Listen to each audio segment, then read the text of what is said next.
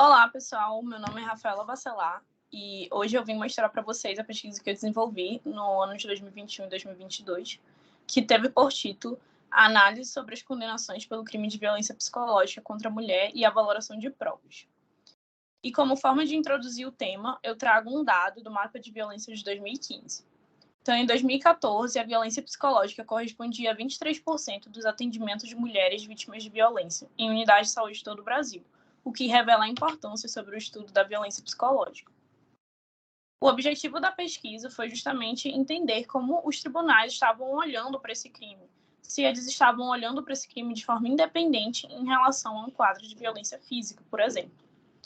E esse crime ele foi promulgado em agosto de 2021 e logo depois houve a publicação de uma resolução do CNJ, em outubro, que considerava o que seria um julgamento com perspectiva de gênero, em que haveria, por exemplo, a relevância especial para a palavra da mulher nos crimes de violência doméstica.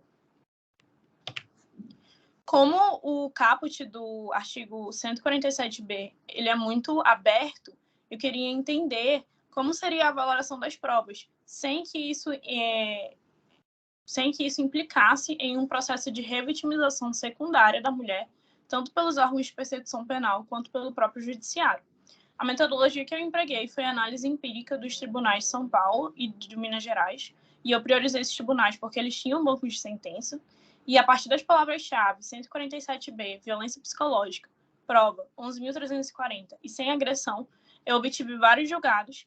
que foram filtrados sob os critérios de data posterior a agosto de 2021, análise da prova, eu priorizei os acórdãos, principalmente, que poderiam ter a informação acerca da valoração da prova, então priorizei aqueles que tratavam da apelação criminal, então foram sentenças e acórdãos que tratavam da apelação criminal, e priorizei principalmente julgados que traziam a denúncia como somente o crime de violência psicológica, né, sem concurso de crimes, porque eu queria analisar independentemente de um quadro de violência física. Os resultados que eu encontrei foram 9 julgados. Dos 9 julgados, 4 apenas foram denúncias com base no crime de violência psicológica, apesar de eu ter me preocupado em filtrar, né, todos aqueles filtros anteriores que eu já demonstrei, somente vieram 4 denúncias por crime de violência psicológica. Dos crimes que foram denunciados pelo artigo 147b, apenas 2 obtiveram o resultado da condenação. E nessas condenações, eu analisei que o juiz ele dispensou a prova pericial. Então, apesar de o caput prever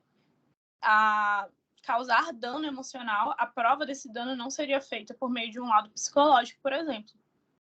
Nos 2 casos que eu analisei, bastou a declaração da vítima e no outro bastou a oitiva da psicóloga particular, né, sem ser necessário determinar um psicólogo do processo, né. Os demais casos, eu observei, eles tiveram denúncia com base no artigo 147 caput, apesar de todas as descrições dos fatos se amoldarem perfeitamente ao crime de violência psicológica. E aí, nesse sentido, eu concluí que houve uma omissão verdadeira do MP, do Ministério Público, em denunciar os crimes, porque, no caso, o crime de violência psicológica, ele abarcaria as ameaças proferidas no âmbito da violência doméstica e seria crime mais grave. Então, a denúncia deveria ter sido com base no 147b. Apesar disso, houve um avanço nos julgados no sentido de dar especial relevância à palavra da vítima. Todos os julgados havia uma declaração de que a palavra da vítima era muito importante, uma referência a um precedente do STJ. Só que a conclusão foi justamente no sentido de isso seria suficiente para garantir um julgamento com perspectiva de gênero, e eu concluí pela negativa, porque apesar de a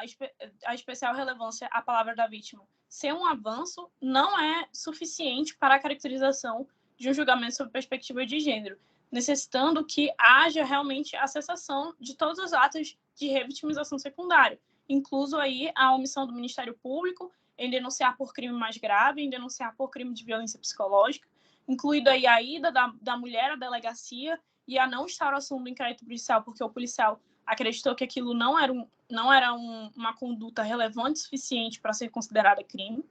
Então, é importante que, em conjunto, todos aqueles que fazem parte do processo, não só o juízo, mas também o Ministério Público e a polícia, né, em momento anterior ao próprio ajuizamento da demanda, também garantam que a integridade psíquica da mulher seja preservada. Muito obrigada.